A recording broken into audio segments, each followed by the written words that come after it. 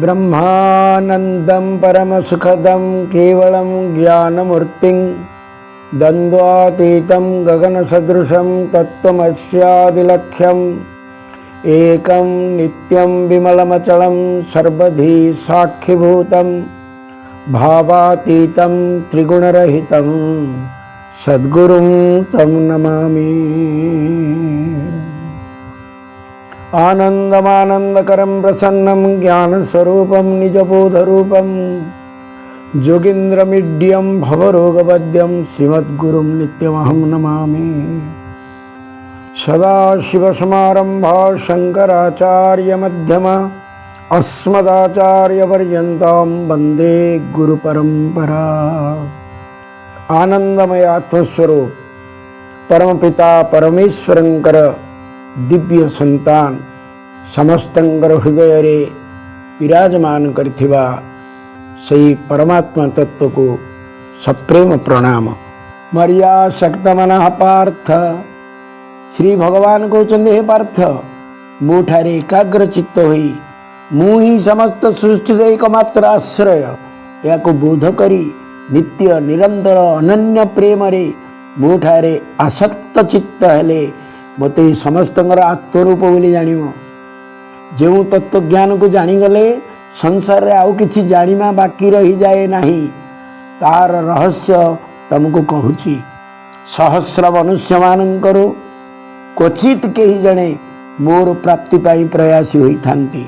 मु नित्य प्राप्त ओ नित्य वर्तमान हेले ए क्वचित मध्यरु कही जणे मते तत्वतः जानी थांती।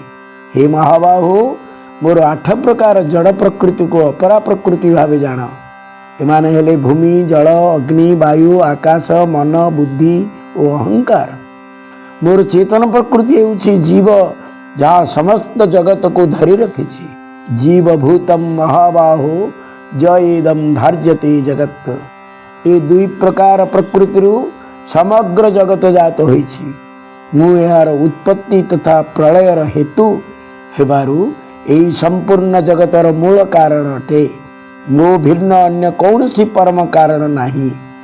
एई समग्र जगतरे मु ओतप्रोत होई रहिछि जेपरि वस्त्र रे सूता माटी पात्र माटी ओतप्रोत।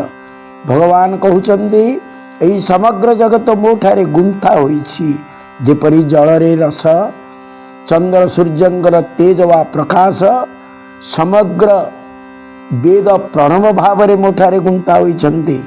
शब्द भाव रे आकाश पुरुष मानंकर पुरुषत्व पुण्य गंध भाव रे पृथ्वी तेज दायिका शक्ति भाव रे अग्नि समस्त जीव मानंकर जीवन एवं तपस्वी मानंकर तप सबु मोठारे गुंथा होइछंती। हे अर्जुन मते ही सकल भूत मानंकर सनातन बीज बोली जान। मु ही बुद्धिमानंकर बुद्धि तपस्वी मानंकर तेज अटे।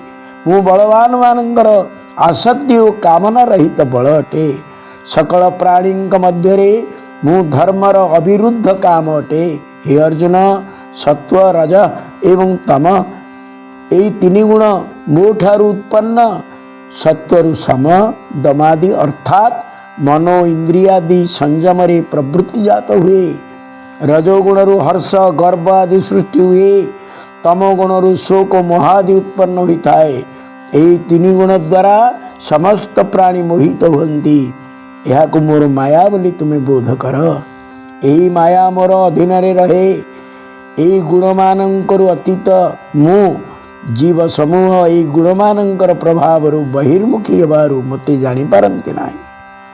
केवल दुख भोग करती।